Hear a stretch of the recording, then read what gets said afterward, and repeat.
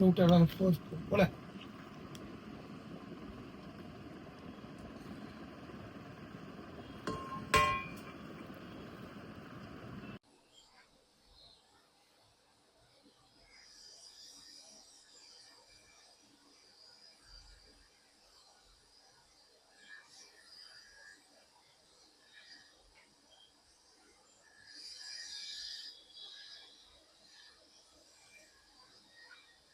Welcome to சுபாஷ் kitchen.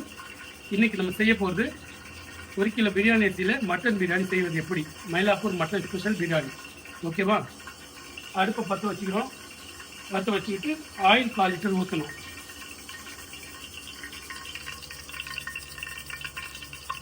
Oil ஊற்றியாச்சா? இப்போ oil சூடாகட்டும். சூடான பிறகு பட்டை மசாலா போடணும். நான் சொல்கிறேன். ஓகே, இப்போ ஆயில் சூடாகிடுச்சு. இப்போ நம்ம பிரியாணிக்கு போட போகிற ஐட்டம்ஸ் பாருங்கள். அன்னாசிப்பூ 2, ஏலக்காய் 4, லவங்கம் 5, பட்டை 2 துண்டு, பிரிஞ்சி இலை, ஜாதிப்பத்திரி ஒரு 10-15 சோம்பு. இதுதான் இப்போ நம்ம போட போகிறோம். ஓகேவா? பாருங்கள்.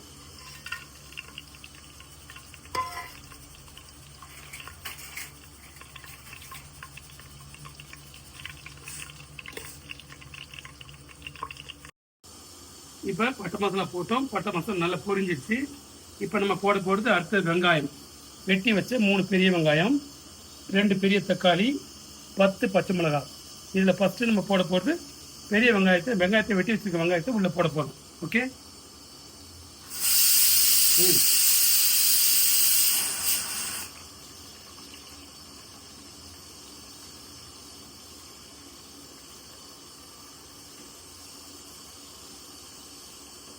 வெங்காயத்தை போட்டுட்டோம். வெங்காயத்தை போட்டதுக்கப்புறம் வெங்காயம் கொஞ்சம் பொரியணும்னா அது கொஞ்சம் உப்பு போட்டால் கொஞ்சம் சீக்கிரமாக டக்குன்னு பொரியும். அதனால் கொஞ்சம் உப்பு போடும். தேவையான அளவுக்கு உப்பு. ஓகேவா? ஓவர். இப்போ நம்ம கொஞ்சம் கிண்டி விட்டுக்கணும். அவ்வளோதான். இப்போ ஒரு 5 நிமிஷத்தில் அது நல்லா பொரிஞ்சிடும். அதுக்கப்புறம் நம்ம ஒன்றா சேர்க்கணும். நான் சொல்கிறோம்.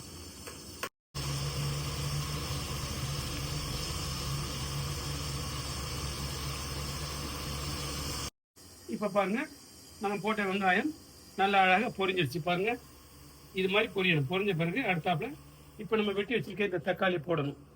தக்காளியை போட்டு தக்காளியும் இதே மாதிரி முழுசாக இல்லாமல் நல்லா ஸ்மாஷ் ஆகிற அளவுக்கு நம்ம வதக்கணும். அது வதங்கிட்ட பிறகு தான் மற்றதெல்லாம் போடணும். அரைகுறை ஆயிடுச்சுலாம் விட்டுறக்கூடாது. சரிங்களா? நல்லா ஸ்மாஷாக வரணும். இப்போ வதக்கி கொஞ்சம் அந்த சூடோடு தட்டி விட்டுருங்க. இது ஒரு 4 வாட்டி 5 வாட்டி தட்டி விட்டாலும் நல்லா ஸ்மாஷாக வரணும் சூட்டுக்கு. ஓகே, ஒரு 2 நிமிஷம் வெயிட் பண்ணுவோம். இப்போ உதவிட்டோன்னு நம்ம அடுத்து வருவோம். இப்போ பாருங்கள், நம்ம போட்ட தக்காளி எதுவுமே இல்லாத அளவுக்கு ஸ்மாஷ் ஆகிடுச்சு. பாருங்கள், போட்ட தக்காளி காணும், வெங்காயத்தை காணும், நல்லா ஃபுல்லாக ஸ்மாஷ் ஆகிடுச்சு. இப்போ அடுத்தது நம்ம என்ன பண்ணணும், இஞ்சி பூண்டு பேஸ்ட்டு. இதில் இருக்கு பாருங்கள், இது ஒரு 100 கிராம் அளவுக்கு இஞ்சி பூண்டு பேஸ்ட்டு அதில் போட்டு சிம்மில் வச்சுக்கலாம். ஏன்னா அந்த பச்சை வாசனை போகிற வரைக்கும் பிடிக்கும். இது போட்ட உடனே அடி பிடிக்கும். அதுக்காக கொஞ்சம் சிம்மில் வச்சுட்டு போட்டுட்டு அவ்வளோதான், முடிஞ்சு போச்சு. இப்போ அடுத்தாப்புல இது நல்லா கலரி விட்டுட்டு அந்த பச்சை வாசம் போகிற வரைக்கும் இந்த சிம்லேயே வச்சு தட்டிட்டோம்னா. இப்போ நம்ம இஞ்சி போட்டு பேஸ்ட்டு போட்டோம். இது இன்னொரு 1 நிமிஷம் 2 நிமிஷம் நல்லா இப்படி வதங்கி அந்த பச்சை வாசம் போகிற வரைக்கும் ஒரு நிமிஷம் விட்டுருலாம். பாருங்கள், இஞ்சி பூண்டு பேஸ்ட் எல்லாம் போட்டு அந்த பச்சை வாசனை போய் இப்போ அந்த எண்ணெய் அழகாக தண்ணி பிரிஞ்சு வருது பாருங்கள். ஓகேவா? இப்போ அடுத்தது நாம் தயிர் போட போகிறோம். பாருங்கள், இது எங்கள் வீட்லேயே உர வச்சினது. தயிர் சும்மா அப்படி கெட்டியாக இருக்கும். பார்த்தீங்களா? இது மாதிரி நான் 3 ஸ்பூன் போடணும். 1 2 ஓகே, 3 ஸ்பூன் போட்டாச்சு. இப்போ இது எல்லாத்தையும் நாம் நல்ல ஒரு கிளச்சு பற்றி விட்டுருவோம்.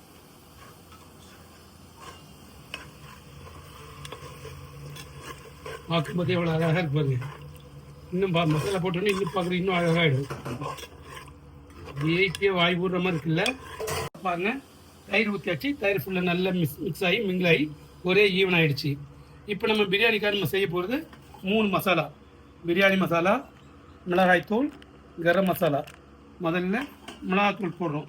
மிளகாத்தூள் எவ்வளோ போடணுன்னா நம்ம காரத்துக்கு தேவை மாதிரி போடலாம். காரம் கொஞ்சம் வேணும் அப்படின்னா கொஞ்சம் அதிகம் போடலாம். கொஞ்சம் கம்மியாக இருந்துச்சுன்னா கொஞ்சம் குறைச்சி போட்டுக்கலாம். நான் ஒரு 20 கிராம் போல் போட்டிருக்கேன். அதே மாதிரி பிரியாணி மசாலா அதே மாதிரி அது ஒரு 10-15 கிராம் போட்டுருக்கேன். ஓகேவா? அதே மாதிரி கரம் மசாலா ரொம்ப போடக்கூடாது, அது ஒரு 10 கிராம் மட்டும்தான். ஓகே, இது போட்டாச்சு. இப்போ மசாலா ஐட்டம் எல்லாம் போட்டாச்சு. இப்போ நம்ம காம்பு கிள்ளி வச்சுருக்க பச்சை மிளகா 10 மிளகா இருக்குது, அதை உடைக்காமல் அப்படியே முழுசாக போட்டுடலாம். அப்போ தான் அந்த ஸ்பைசி நல்லாயிருக்கும். சாப்பாட்டில் பிரியாணியிலே அந்த மிளகா வரும்போது ஒரு அழகாக இருக்கும். ஓகேவா? இப்போ முடிச்சுக்கிட்டு நம்ம அடுத்தப்ப தண்ணியோட அளவு சொல்கிறேன். மசாலா எல்லாம் பிறந்துட்டு நல்லா அழகாக ஜம்முன்னு வந்துருச்சா? இப்போ நம்ம இதோட அளவு 1 கிலோ அரிசி வந்து 1 கிலோ அரிசின்றது 4 கிளாஸ். எங்கள் வீட்டு கிளாஸில் 4 கிளாஸ் வரும். இந்த கிளாஸ் அளவு 4. இந்த 4 கிளாஸுக்கு நம்ம 6 கிளாஸ் தண்ணி ஊற்றணும். 1க்கு 1.5 கணக்கு. 4 கிளாஸ் அரிசிக்கு 6 கிளாஸ் தண்ணி. ஓகேவா?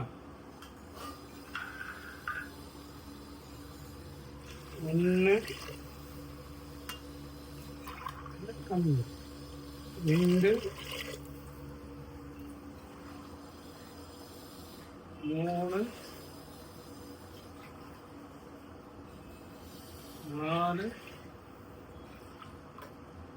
4.5. 1.5 கிளாஸ் வந்து மட்டன் வேக வைக்கிறதுக்கு 1.5 கிளாஸ் இதில் ஊற்றிட்டேன். ஸோ 1.5 கிளாஸ் அதில் 4.5 கிளாஸ் இதில் மொத்தம் 6 கிளாஸ் கணக்கு. சரிங்களா? ஓகே, பாருங்கள், தண்ணி ஊற்றியாச்சு. இப்போ மட்டன் வேக வச்சுருக்கேன், அதையும் எடுத்து இதோட சேர்த்து நல்ல ஒரு கொதி விட்டுடலாம். இந்த வாங்க, மட்டன் நல்லா ஜம்முன்னு வந்துருக்கு பாருங்கள். சாஃப்டாக பஞ்சு மாதிரி இருக்கும், வாயில் வச்சு வழிக்கும் போகும். இப்போ ஊற்றுனேன்.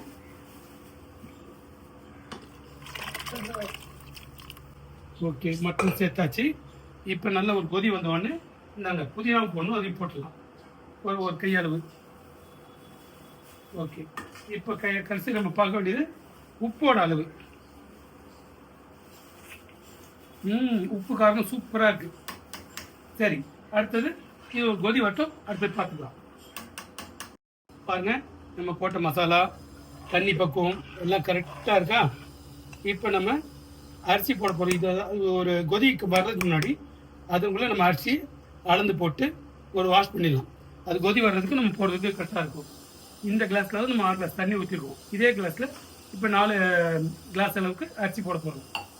இண்டியா கேட் சூப்பர், இதுதான் ரொம்ப நல்லாயிருக்கும். நல்ல லென்த் இருக்கும், டேஸ்ட் நல்லாயிருக்கும்.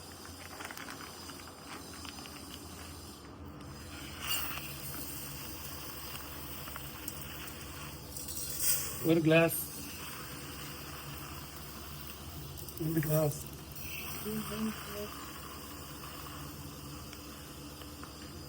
3, 4. ஓகேவா? இதை வச்சு நினச்சிட்டு இப்போ கொஞ்சம் வாஷ் பண்ணிட்டு வந்து நம்ம அதில் போடலாம். அதுங்களும் அது கொதிக்கட்டும். பாருங்க, தண்ணி நல்லா ஜம்முன்னு கொதி வந்துருச்சு. அரிசி கழுவிட்டேன் பாருங்கள். அந்த கொதி வரதுக்கு முன்னாடி அரிசி கழுவிட்டேன்னா இப்போ இந்த அரிசியை உள்ளே நம்ம போட போகிறோம். ஓகே,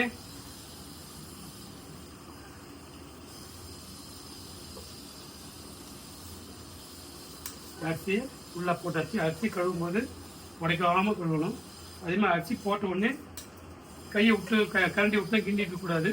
ஒரு 2-3 நிமிஷம் விட்டு அதை லைட்டாக வேக ஆரம்பிச்ச பிறகு நம்ம கிண்டுனா உள்ளே இருக்க சாப்பாடு உடையாமல் அழகாக முழுசாக நல்ல லென்த்தாக கிடைக்கும். ஓகே, இப்போ நான் அரிசி போட்டுட்டேன். இப்போ ஒரு 5 நிமிஷம் கழித்து லைட்டாக பற்றி விடணும். ஓகேங்களா? ஓகே, இங்கே பிரியாணி ரெடி ஆகிருக்கு. இந்த பிரியாணி சாப்பிட்றதுக்காக சைட் டிஷ்ஷாக சிக்கன் சாப்ஸ். இது வந்து இதோட ரெசிபி, அதாவது செய்முறை எப்படின்றத அடுத்த எபிசோடில், அடுத்த இதில் நீங்கள் எந்த அளவுக்கு லைக் கொடுக்குறீங்களோ அதை நான் இதை உங்களுக்கு தெரியப்படுத்துவேன். வாரம் வாரம் மட்டனில், சிக்கனில், ஃபிஷ்ஷில், ப்ரானில், நண்டில் நிறைய இருக்குது. சிக்கனமாக நிறைய செய்கிற மாதிரி நீங்கள் லைக்கை கொடுக்கறத பொறுத்து உங்களுக்கு இருக்குது. ஓகேவா? தேங்க்யூ. கொஞ்சம் மிச்சம் இருந்த புதினாலும் அது மேலே போட்டுருங்க, அது கொஞ்சம் லுக்காக காமிக்கும்.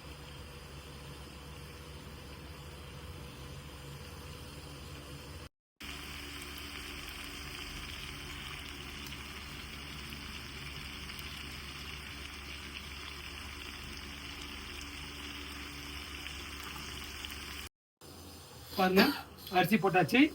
இப்போ லைட்டாக அழகாக வேக ஆரம்பிச்சிச்சு தெரியுதா உங்களுக்கு. இப்போ அதை அப்படியே கஷ்டப்படுத்தாமல் அப்படியே ஓரமாக வச்சுட்டு மூடிட்டு கரெக்டாக இது வந்து ஒரு 20 நிமிஷம் சிம்மில் வச்சு தம்மில் போட்டோன்னா நல்லா சாப்பாடு லென்த்தாகவும் உடையாமல் இன்னும் நல்லா ஃபுல்லாக கோபுரம் மாதிரி நல்லா வந்து நிற்கும். ஓகேவா? இப்போ நான் மூடி டம் போட போகிறேன்.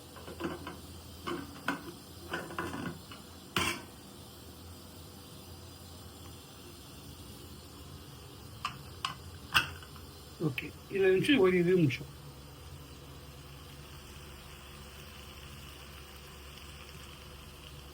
ஓகே, நம்ம டம் போட்டு வச்சுட்டோம். போட்டு ஒரு அதிகமாக ஒரு 10-15 நிமிஷம் ஆயிடுச்சுன்னு நினைக்கிறேன். ஒரு ஆர்வ கோளாறு தான். திறந்து அதோட என்ன ஸ்டேட்டஸ் இருக்குன்னு பார்ப்போம். ஓகேவா?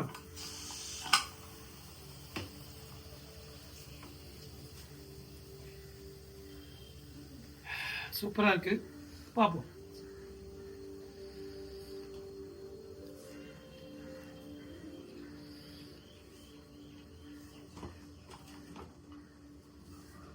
வாவ், நைஸ், அட்டகாசமாக வந்திருக்கு.